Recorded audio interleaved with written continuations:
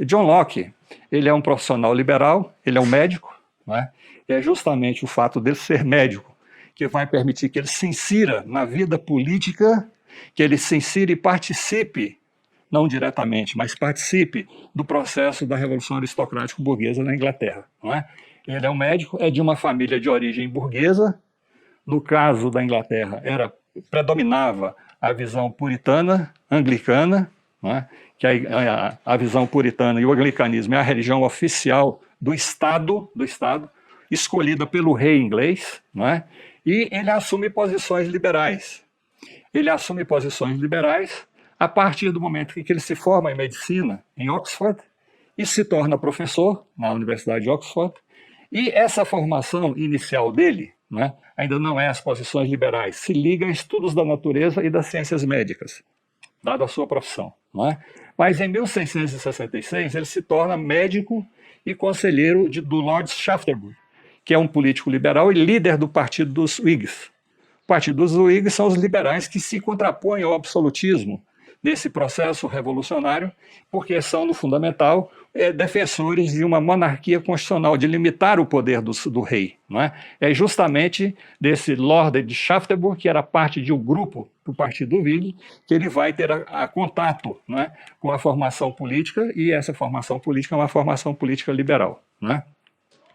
Essa vinculação com o Partido Aristocrático Liberal leva, em abril de 1679, ao exílio na Holanda, porque vocês devem ter estudado no processo da Revolução e contra a Revolução Aristocrático-Burguesa na Inglaterra.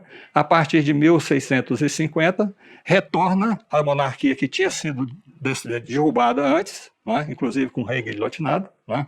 Essas monarquias retomam o poder e passam a tentar estabelecer um governo, um regime absolutista. Nesse período, né, como o Locke era pertencente ao chamado Partido dos Liberais, dos Whigs, ele é exilado na Holanda. E na Holanda ele tem a oportunidade de conhecer, não é, o grande líder, que chamava de stadtholder, holandês, Guilherme de Orange. Esse Guilherme de Orange é casado com Mary, que é a filha mais velha de Jaime II, não é? Que Jaime II é o rei inglês, naquele momento, que estava tentando restabelecer os princípios do absolutismo. Não é? E esse Guilherme de Orange, por um acerto, por um acordo que se faz, não é? Entre essa nobreza aristocrática, entre a grande burguesia inglesa, e ele, sendo casado com a Mary, que era da família real, não é? Se faz um acordo, e esse Guilherme de Orange se torna um futuro monarca inglês a partir de 1689. Ou seja, aqui há uma habilidade interessantíssima, não é? Que não rompendo a tradição monárquica, no caso da Inglaterra, não é? Eles encontram uma forma de colocar um rei que seja submetido aos interesses da aristocracia liberal que está representada no parlamento. Não é? Que veja, a Mary, mesmo sendo filha do rei, do ponto de vista da sucessão, ela seria sucessora, seria rainha, não é? Porém, através de um golpe palaciano, de uma articulação, um acordo, eles colocam o Guilherme de Orange, que é um holandês, como rei da Inglaterra. Né? E aí se estabelece a chamada monarquia constitucional na Inglaterra. Ou seja, não destrui o rei, mantém a monarquia, mas submetida às decisões do parlamento. Né? É uma obra de arte política, né, essa solução que encontram a aristocracia, a grande burguesia inglesa, em 1688, 1689. Ou seja, ele rompe a tradição dinástica na Inglaterra ao colocar um holandês no trono inglês. Né? As principais obras de filosofia política de John Locke, né, são Ensaio acerca do entendimento humano, Cartas acerca da tolerância e 2 tratados sobre o governo civil. Nós nos interessamos mais por esse aqui, 2 tratados sobre o governo civil, né, quando ele vai desenvolver a sua teoria política, que são publicadas, essas obras dele, em 1689 e 1690. E aqui tem toda uma discussão que esses 2 tratados, que é a teoria, onde ele coloca a sua teoria do contrato social, ela é publicada em 1690, ou seja, posterior à consolidação da Revolução Aristocrático-Burguesa. Né? Então tem pesquisadores que dizem que essas obras do Locke, elas têm um efeito muito mais propagandístico do que uma elaboração teórica. Então, ela é entendida como uma obra de propaganda daquele novo regime, novo governo de monarquia constitucional que estava se estabelecendo e se instalando na Inglaterra. Né? Quando é publicada essa obra, né, 1690, ela é traduzida em 1700 para o inglês e passa a ser amplamente divulgada na Europa.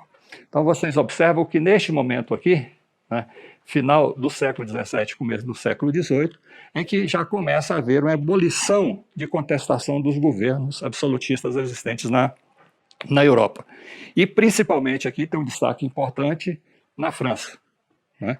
Então, essa obra ela vai influenciar muito o pensamento iluminista, né? O chamado pensamento iluminista, que está começando a se formar e se desenvolvendo na França.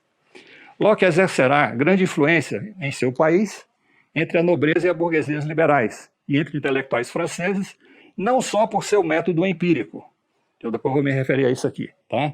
Mas principalmente por aplicá-lo às ciências humanas e escrever trabalhos relacionados à filosofia política, que no fundamental constituem a justificativa teórica do regime monárquico burguês, implantado na Inglaterra após o golpe de Estado de 1688, denominado Revolução Gloriosa, quando uma aliança entre a nobreza liberal e a burguesia leva à adoção da monarquia constitucional. Né? Vocês já estudaram aí, isso aqui é apresentado nos livros, pelo menos que eu estudei, como a Revolução Gloriosa. Gloriosa por quê? Porque não se derramou sangue, né? Não teve processo de confronto aberto, né, de deflagração de movimentos de tropas na rua e etc, etc. Né? Foi um acordo palaciano, foi muito mais um golpe palaciano do que propriamente uma revolução. Mas esse é um golpe palaciano que consolida o processo revolucionário na Inglaterra e que permite encontrar uma solução muito particular, muito genuína, né?